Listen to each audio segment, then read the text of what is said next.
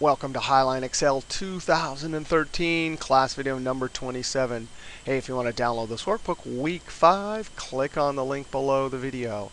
In this video, we want to talk about 4 steps to tracking down Excel formula errors. And we're going to see a bunch of examples. This is one of the most important videos if you're going to use formulas. Here's a written description of what we're going to do here, or all the different errors. Let's go to our first sheet, E1. And the overriding set of rules we're going to use.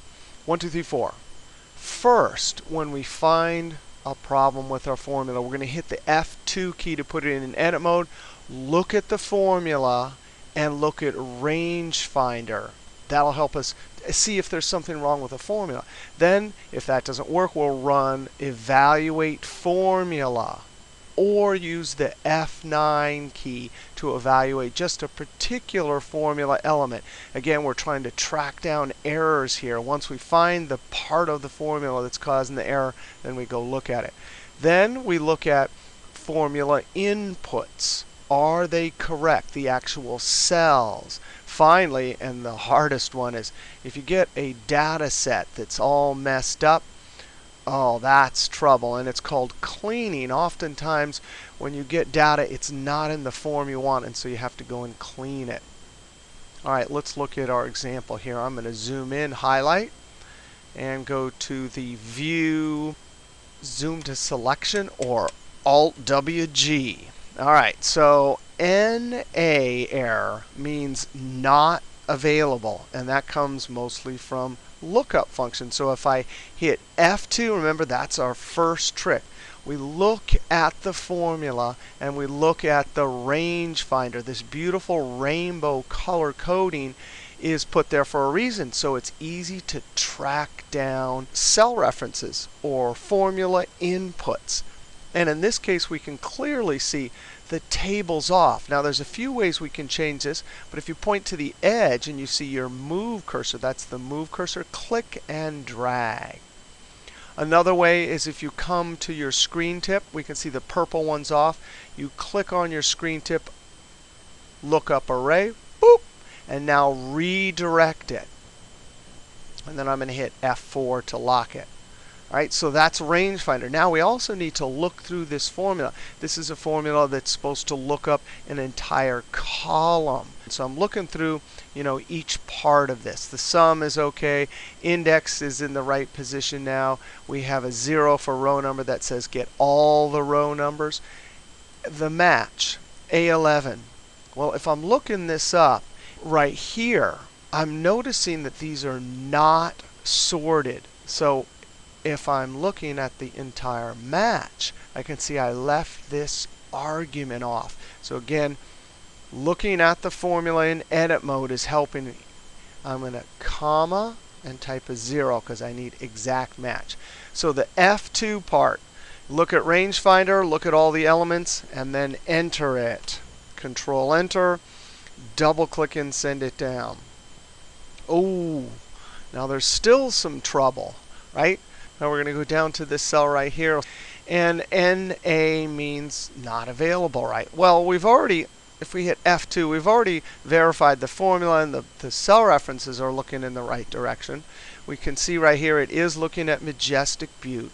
Oh, so now maybe we need to run Formula Evaluator. You either go up to Formulas, and over in Formula Auditing, there's Evaluate Formula. This is a keyboard you should learn if you're using formulas a lot, because being able to quickly run Formula Evaluator is useful. Alt-MV. All right, and so I'm going to run this either by clicking Evaluate or Enter. So I'm looking at Match. It's looking up Majestic Butte. Oh, NA. So what I've done here is I've narrowed down from all of the formula elements. It's the match that's giving us trouble. That's what Formula Evaluator can do. You can also F2. If I click on the argument in the screen tip, boop, it highlights the whole thing, and then I could hit F9. I can see I'm getting an NA there also. Control Z. So what's the next step? The next step is to go backwards. Notice cell references, cell references, cell references. If the formula is getting an error and we've checked our formula and it's right, then it's probably from the cell. So I'm going to start with the closest one, this Majestic Butte F2. Well, that's looking okay. Now, the next thing is now we have to go look through all of the raw data in essence. These are just a small range of column headers. Oh, there's the problem.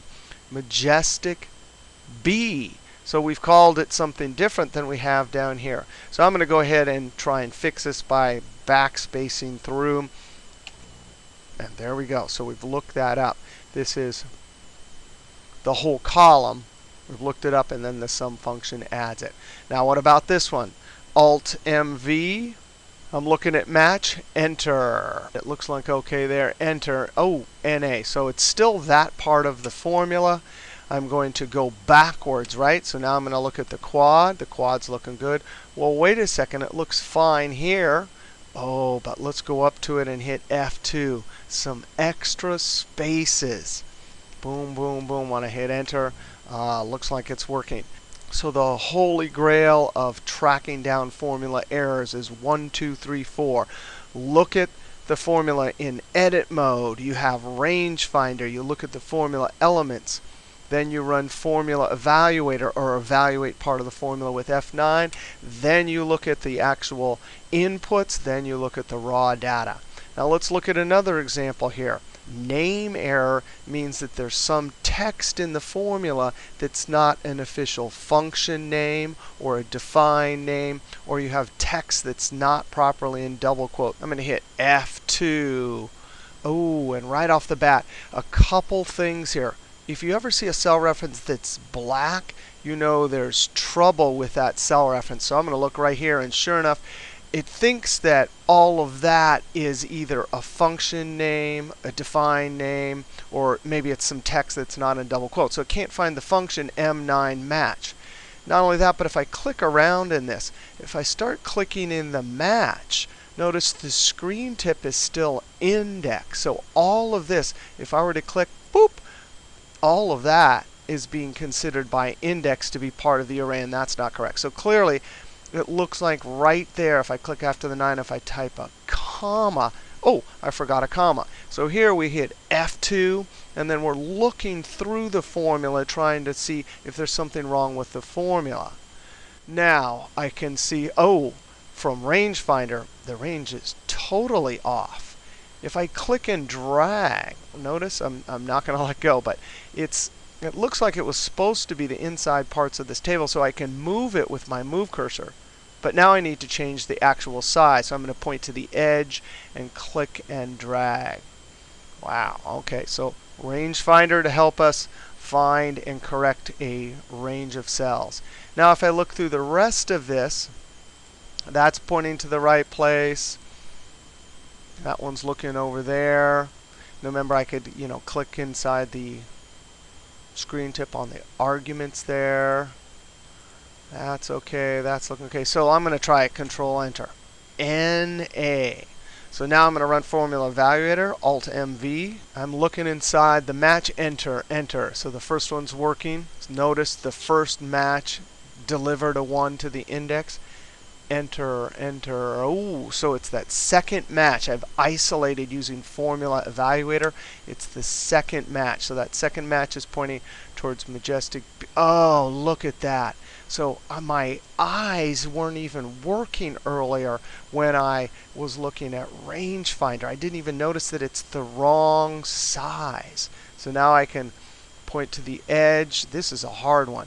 Notice how it's hard to get that cursor right there to click and drag. So this is probably a case where I want to come here, use the screen tip to highlight, and once it's highlighted, I can simply redirect. Oh, now it's still not working. So now I'm going to go look at oh, there it is. So the third thing is you start going backwards from the formula towards the formula inputs and the raw data. So that's causing a problem. Backspace, backspace, enter. All right, so now it looks like it's working.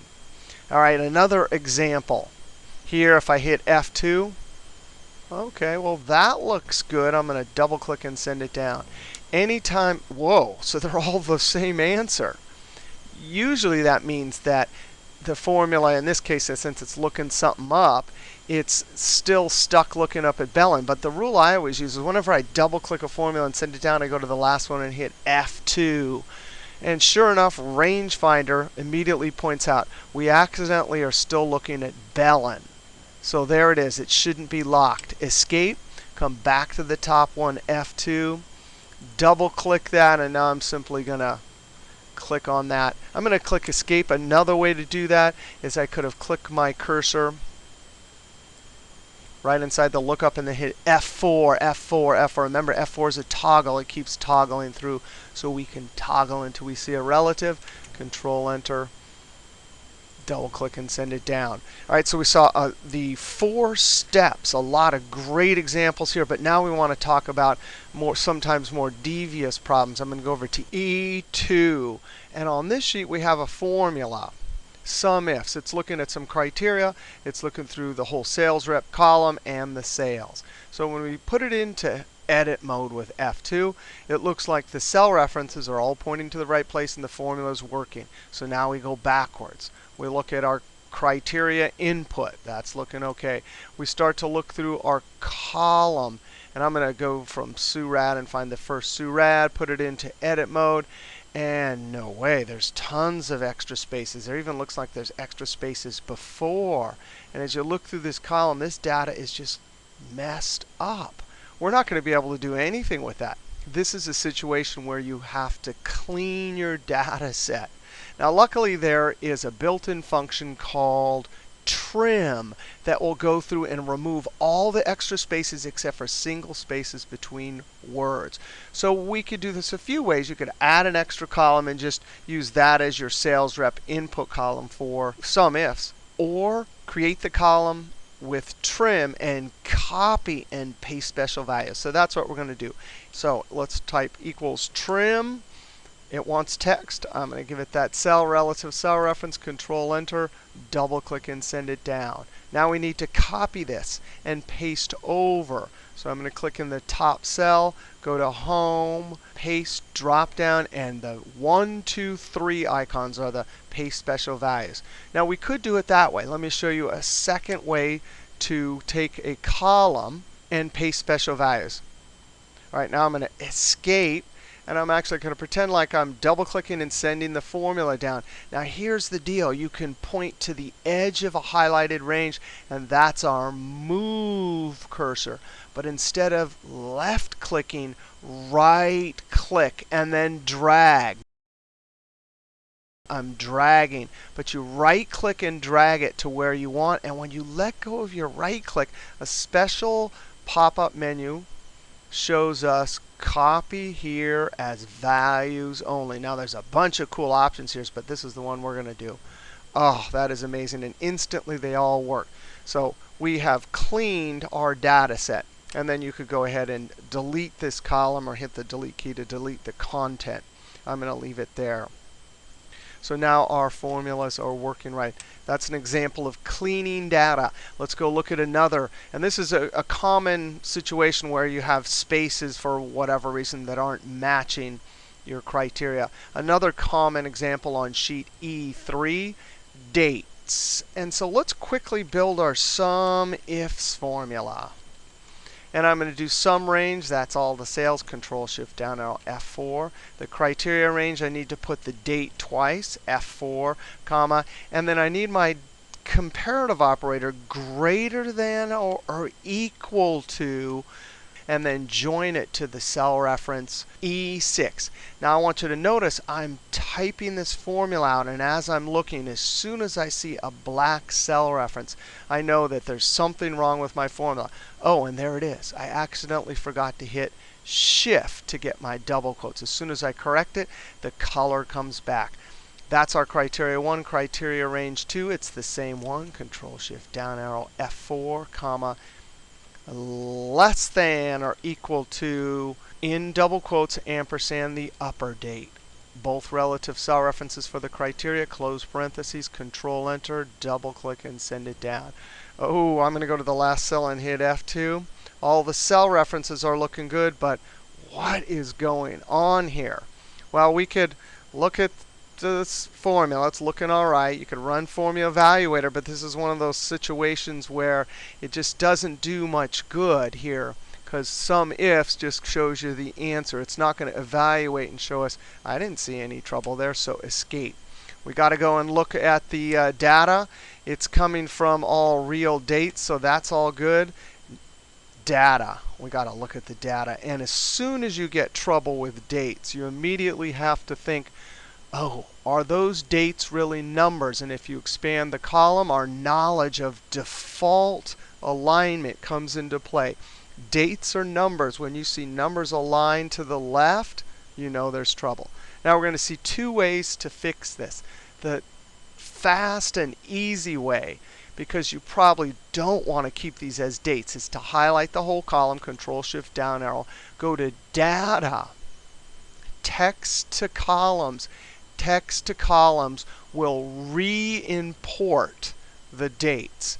It's asking us what kind of delimiter. We're not going to use a delimiter. Delimiter just says what is separating the data. We don't want that. We actually want the whole thing, so we don't want to separate it. We're going to ignore step 2. We simply go to step 3, and now instead of general, we say date, and then click Finish.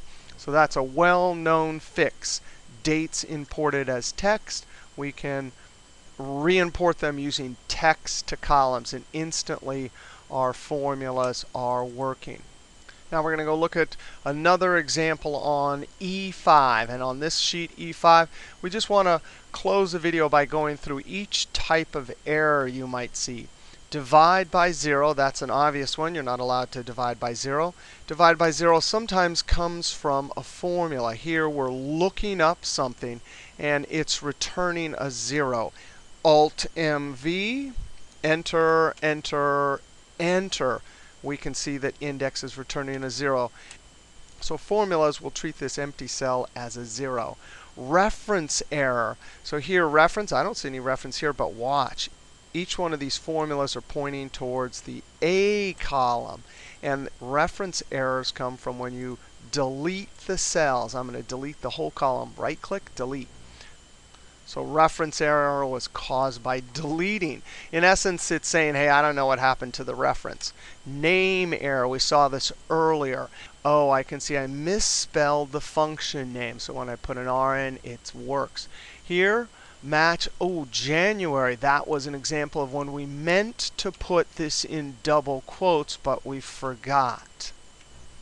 And that will work. NA, that means not available. We've seen a few examples there. P7 is not available here. In this example, P1, oh, there's an extra space there. So NA is polite. It means not available.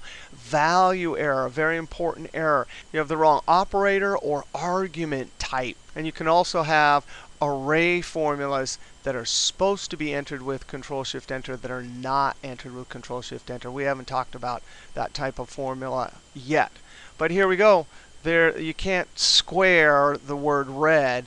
And here in the match type, that's supposed to be a number. So we've entered the wrong type of argument. That's expecting 1, 0, or -1. Null. Now, null you basically never see because we don't usually do two-way lookup this way. This is from a space operator. This is the bizarrest thing ever. This is a party trick only. You highlight and type a space and then highlight another range. And if there's an intersection, it gives you the intersection. So null simply means there's no intersection. Num can mean that the number is too big. That number is too big for Excel, or too small, or sometimes functions like IRR can't find an answer. The pound sign or the railroad track or the fence, there's two possible reasons. One is maybe the column width isn't big enough. So there I can see it. But the other one is if you take the earlier time and subtract a bigger time, Excel is programmed to show pound sign. That pound sign when you're doing time formulas means you have the two cells backwards. It should be end minus begin. Circular cell reference. That means your actual formula is pointing towards the cell it's sitting in here. So I'm going to make a ridiculous formula here. Sum plus C11. Well, the function's sitting in C11. So circular cell reference says, hey, I'm trying to calculate the answer, but I don't know what I am. Right? Now, when you hit enter and then go through the message, it'll give you 0. A more common situation is you have a column and you want to add. So you add the sum function and you highlight one cell too many. Here I highlight I13. That means the sum function is sitting in I13. Circular reference, or in our case, we just click through the message up here, so it gives us 0. In general, although there are some uses for circular references, right? Usually you don't want your formula looking at the actual cell. Now there is an interesting exception. Rows and row function, they don't really care what's in the cell itself. Here, the rows with an S, it's saying how many rows are there between 11 and 11? There's just 1. So that's an interesting exception to using a cell reference and getting a circular reference. All right, in this video we saw a list of errors and different examples of each one. We saw how to clean some data, both dates and some text data. And we even saw, back on E1, the most important 4 steps when you're tracking down formula errors. F2, look at the formula in Range Finder. Evaluate formula to track down what part of the formula is causing the problem. Look at the cell references, formula inputs, and then sometimes you have to go look at the actual raw data. All right, we'll see you next video.